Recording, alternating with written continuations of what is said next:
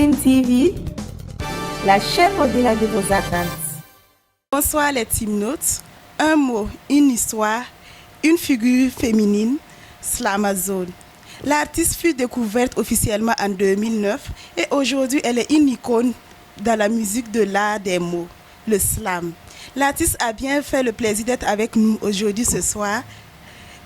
Écoutez. Vous le savez, quand j'ai dit à ma mère que la seule chose qui pourrait me plaire, c'était de faire des vers, elle me regarda d'un air amer, du haut vers le bas, de long en large et même de travers. Son regard ne trompait guère, elle était persuadée qu'on ne venait pas du même univers. Pour elle, comme pour beaucoup d'entre vous, le slam, ça fait partie des faits divers. Alors je lui ai dit que moi j'étais une poétesse de rue.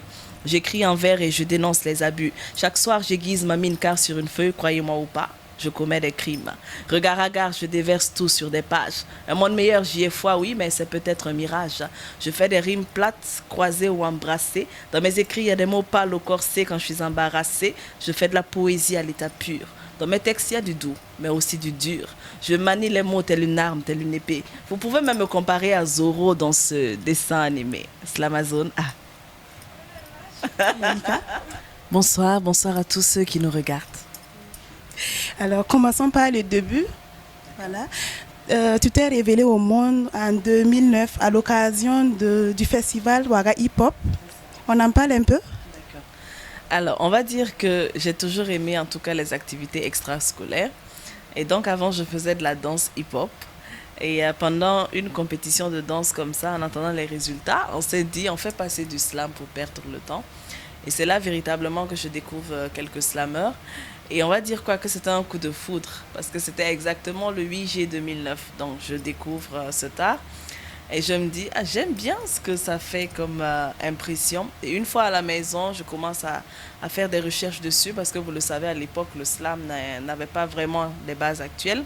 Et du coup, on fait les recherches, on écrit son premier texte, on commence à faire quelques scènes.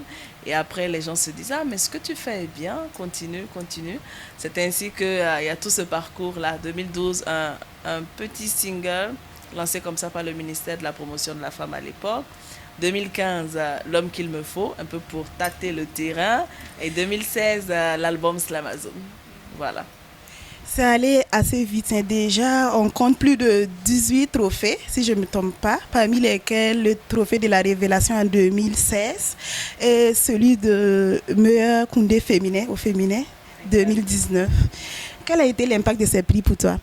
On va dire d'abord que le tout premier, l'album sorti en 2016, qui prend comme ça le Koundé de la révélation de l'année, on va dire que c'était une manière pour nous de dire que le slam, en tout cas, a sa place dans l'univers culturel burkinabé, parce que c'était ça le véritable défi. Vous l'aurez remarqué pour certains que j'ai changé de nom. Donc Malika la slameuse, parce qu'au départ, le combat, c'était de m'imposer en tant que femme parmi les hommes, Malika la slameuse. Mais après, je me suis vite rendu compte qu'il fallait imposer le slam lui-même dans la culture burkinabé. Donc c'était ça vraiment le combat. Et je pense que ce Koundé de la révélation là venait comme ça montrer que au moins le slam fait partie des activités de l'art du Burkina Faso, parce qu'avant ça, il n'y avait pas encore de slam nominé, pris en compte dans les Koundés. D'où Malika la slameuse qui passe à Malika la slamazone. On dit souvent que le miel attire les mouches, tout comme les femmes attirent les hommes. Et comme vous êtes dans le milieu du showbiz, quelles sont les réalités cachées du monde? On va dire que les réalités sont les mêmes pour toutes les femmes qui occupent, on va dire, un rôle public, que ce soit les artistes, les animatrices, les hommes de médias, les femmes de médias, vous êtes toutes dedans. Je pense que la femme en elle-même a un certain charme, un certain souffret, qui attire véritablement. Et du coup, beaucoup viennent, on ne sait pas exactement pourquoi. Est-ce que c'est pour le physique? Est-ce que c'est pour ce que tu fais? Est-ce que c'est pour ce que tu es? Donc il y a toutes ces difficultés-là qui se présentent à nous, surtout lorsqu'on veut se poser socialement, lorsqu'on veut se poser, se faire un foyer. Mais également, il y a les réalités, il y a les difficultés dans le métier, parce que lorsqu'on est femme, si vous voyez qu'aujourd'hui beaucoup parlent d'émancipation, c'est qu'il y a eu des frustrations quelque part, il y a eu des motivations qui nous amènent, nous les femmes, à nous battre en tout cas pour avoir les mêmes droits que les hommes. Donc autant de difficultés que ce soit dans la vie familiale ou dans la vie professionnelle qui font que, bon, aujourd'hui, une femme qui réussit véritablement, on dit, ah, elle a un caractère d'homme, ou bien une femme qui réussit, on dit, c'est une guerrière. Pourtant, il n'y a pas que les hommes qui réussissent, il y a également des femmes fortes, simplement. D'accord. Alors, dans ce sens, on voit tout le temps, Malika, à travers ta musique, on voit une femme pieuse, musulmane, l'habillement toujours bien et décemment habillée. Arrives-tu vraiment à concilier le showbiz et la religion?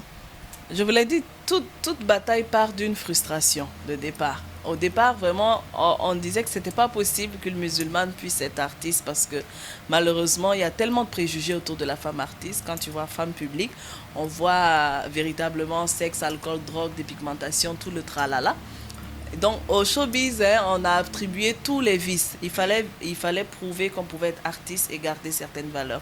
Et je pense que c'est ce combat-là qu'on a mené pendant tout ce temps. J'étais musulmane avant d'être artiste.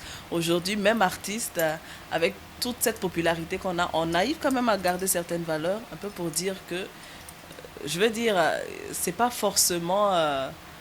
artiste ne veut pas dire forcément avoir tous les vices. Voilà. Au-delà de donner le sourire par ta musique, Malika aussi est une grande dame au grand cœur. Voilà, tu lui donnes le sourire à travers tes œuvres sociales que tu mènes. Est-ce pour toi le devoir d'un artiste ou ça vient de ta personnalité? On va dire que j'ai voulu bâtir mon monde autour de mon art. Parce que à l'époque, quand on me dit Malika, mais demain tu vas être quoi? Artiste? Et puis les gens riaient. Comme si artiste n'était pas un métier. Je l'ai dit encore, tout part d'une frustration. Je dis, il fallait prouver que l'art est un métier. Et du coup, on a vraiment fondé tout sur l'art. De Malika la slameuse, on a créé le groupe Slamazone, spécialisé dans tout ce qui est communication, création de spectacles, production artistique, commerce général. Vous remarquerez les boutiques Slamazone. Et à côté, il y a la fondation Slamazone qui actuellement... en tout cas, fonctionne sur fonds propres. On va dire qu'il y a un pourcentage des cachets de l'artiste qui est reversé dans la fondation et c'est ce fonds-là que l'on utilise pour travailler dans l'humanitaire. Un peu pour dire que tout le monde doit apporter en tout cas sa pierre dans la construction du pays. Nous, au-delà de faire rire, d'amuser la galerie, il faudrait aussi qu'on puisse amener en tout cas le Burkina Faso vers un développement durable. Et ça passe forcément par une inclusion sociale, ça passe par utiliser notre art au service du développement, qui est d'ailleurs le slogan de la fondation. Ta page Facebook annonce une collaboration avec l'artiste Hugo Boss. Ah. Ok, vous le savez, l'artiste, ce n'est pas seulement monter sur scène et puis amuser la galerie, comme je le dis, mais l'artiste, c'est également se forger une image. Et cette image que nous avons là aujourd'hui motive certaines entreprises à venir vers nous. C'est dans ce sens-là que Megamonde, en tout cas, nous avons signé avec Megamonde pour le lancement d'une boisson que l'on appelle Kabissa. Aujourd'hui, je suis l'ambassadrice de Kabissa. Et la collaboration avec Hugo Boss est justement pour une publicité pour lancer ce produit-là. Le produit qui avait déjà été lancé, mais pour donner notre orientation un peu plus jeune, la collaboration avec Hugo Boss était nécessaire. Oui. Alors, on a toute l'histoire, surtout on sait que tu es partie vraiment du néant et aujourd'hui, arriver à être une des femmes qui font la fierté du Burkina Faso, quel effet ça fait? On va dire que les gens voient seulement la partie visible, hein. La partie cachée du iceberg, je vous l'assure, c'est un gros travail. Et je l'ai dit dans le titre, allez leur dire qu'ils m'envient sans savoir ce que je vis, ce que je donne à ce monde de 0 heure à minuit. C'est vraiment un travail continu. Vous n'avez pas idée de ce qu'on traverse à l'intérieur pour vous donner ce beau-là. Donc, j'aimerais peut-être dire à tous les team lovers, à tous ceux qui nous suivent en tout cas, continuez de suivre l'artiste. Continuez de nous soutenir, continuez de donner des critiques constructives parce que c'est important. Si demain Malika est élevée, on dira c'est l'artiste du Burkina Faso. Si Malika est basse demain, on dira c'est l'artiste des Burkinabés là. Donc continuez de soutenir, c'est important. Parlons un peu du travail qui se fait en dehors des projecteurs. Tu viens de dire tout à l'heure qu'il y a tout un travail qui se fait. Du coup, on sent que tu as une équipe vraiment dynamique. Tu peux nous en parler un peu? Ah oui, on va dire que qui veut aller loin ménage sa monture. Donc, vous savez que dans le showbiz, il y a d'autres qui viennent en stage, ça j'aime le dire. c'est-à-dire ils viennent une chanson après ils disparaissent, mais il y a d'autres qui viennent pour faire carrière. Et quand on veut faire carrière, il faut vraiment professionnaliser la chose, c'est-à-dire s'entourer en tout cas de personnes professionnelles, s'entourer d'une équipe. Une entreprise ne se bâtit pas seule. Il y a forcément une main-d'œuvre qui est là, il y a forcément un personnel qui est là. Et c'est peut-être l'occasion pour moi de faire un big up comme ça à tout le staff, hein, dirigé comme ça par Ibrahim Zerbo. On a Bilgo Ousmane, on a Sofiane, on a Georgette Conseilga qui est la styliste. On a toute cette équipe-là, en tout cas, qui travaille pour la communication de l'artiste sur le plan. Je veux dire, il faut communiquer et sur l'entreprise et sur le produit. Il ne faut pas seulement faire sortir les œuvres, communiquer sur l'œuvre, mais il faut également communiquer sur l'artiste elle-même. Donc voilà, il y a vraiment tout un gros boulot derrière. À l'allée où tu es arrivé maintenant, est-ce que Malika est toujours disponible pour des prestations ouvertes à tous, je veux dire? On va dire que plus tu avances, plus il y a des conditions assez difficiles. Donc aujourd'hui, on ne peut pas être partout.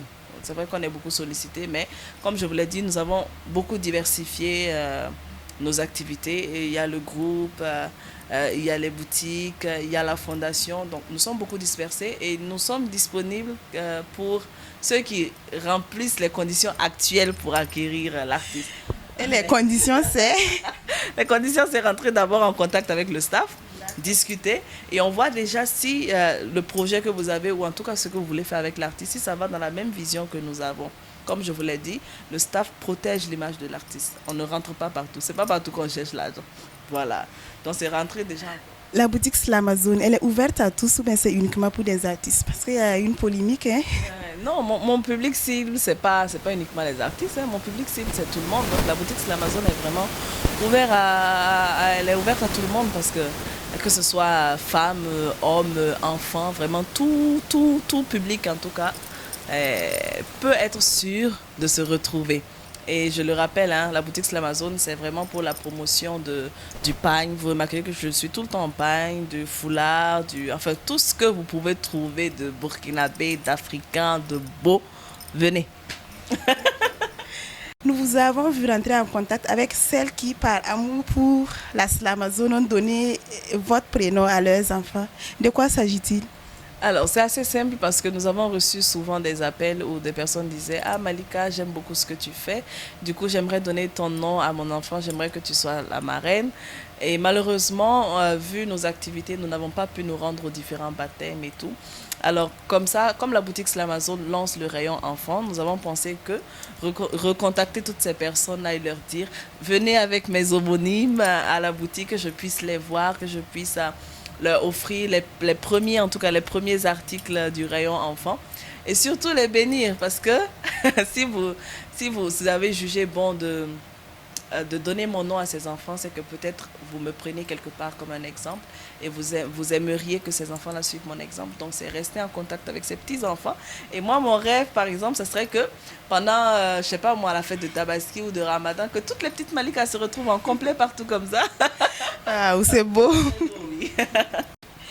Nous sommes pratiquement à la fin de notre émission, mais il y a quand même une question qui nous titille un peu. Alors, l'homme qu'il me faut, Malika, apparemment tu l'as trouvé. On va dire que c'est vrai que je ne communique pas beaucoup sur ma vie privée, parce que ce qui est privé n'est pas communautaire.